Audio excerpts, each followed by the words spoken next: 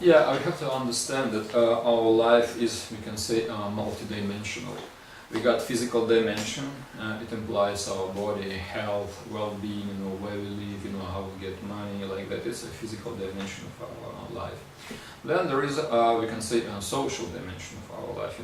Our family, friends, interaction, our hobbies, like that. Our emotional exchange, like that. Then we got an intellectual dimension. What kind of ideas nourish us, where we get inspiration from. Technology, knowledge, education, as we can say, it's an intellectual dimension of life. And the last one, but not the least one, actually it's the most important, it's a spiritual dimension.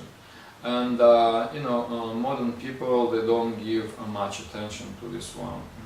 They say, well, spirituality is just for some old people, who can't do anything else. They just approach God, please help me, because they are failures in life. They are losers, we can say. That's why they go to God.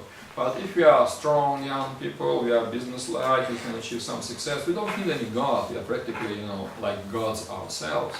This is a philosophy of modern man. But as I mentioned in the very beginning, the spiritual dimension is like a foundation of our life. And if there is no foundation, sooner or later, other dimensions, they will become just useless, because they are all within the influence of time. Our spiritual self is the only part of our existence which is out of time, which is in the eternity, which is not touched by destruction. And all other spheres, like my physical dimension, my house may be ruined, my body may be damaged, my relations can be broken, my family or my friends, like that, they are all fragile, because they are all within the current of time. But, this intellectual sphere, intellectual dimension, spiritual dimension, they are out of time, because they relate to the soul, this eternal particle of God. So that's why, the spiritual and intellectual dimension, they are the most important. They are not visible. Like, you see, you can see the tree. And tree may be beautiful, it's, blossoming, gives some nice flowers, nice fragrance, nice fruits. But why it's blossoming? Because there is a root. And the root is nourished. It is nourished from the soil, from the water, from the sun. But roots are not visible. But if there is no root, or if you cut the tree, it will immediately get dry. Right?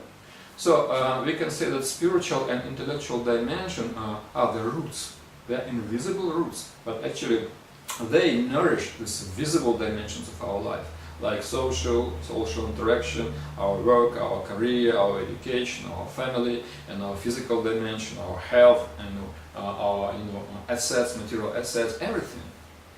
When the person is dead, when consciousness left the body, all these physical assets, they just lose their meaning. Because dead man, he can't use anything.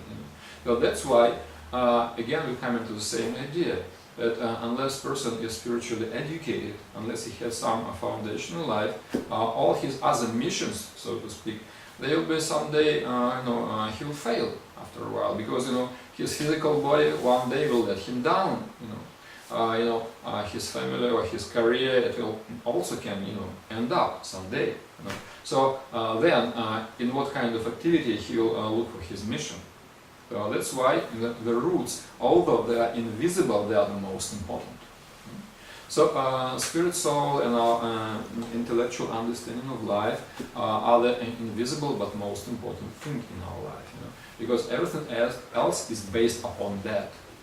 So I would say that if you write down your mission, if you formulate your mission, please don't forget about this spiritual and intellectual dimension in your life, and that your mission should be holistic, not just some external success. I want to become a billionaire. I want to become successful. I want to become famous. I want to become healthy. I want to have a big family, big influence, big impact on society. That's nice.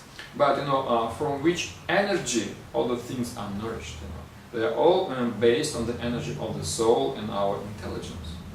So if we ignore these spheres of our life, then it's like stop putting water on the root. Then the whole tree will just get dry. That's it.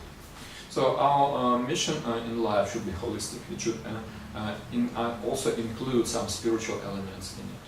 then our mission will be, we can say, successful, because even when our physical and social dimension will somehow deteriorate in due course of time, at least something internal will remain. It will give us inspiration and hope to go on living.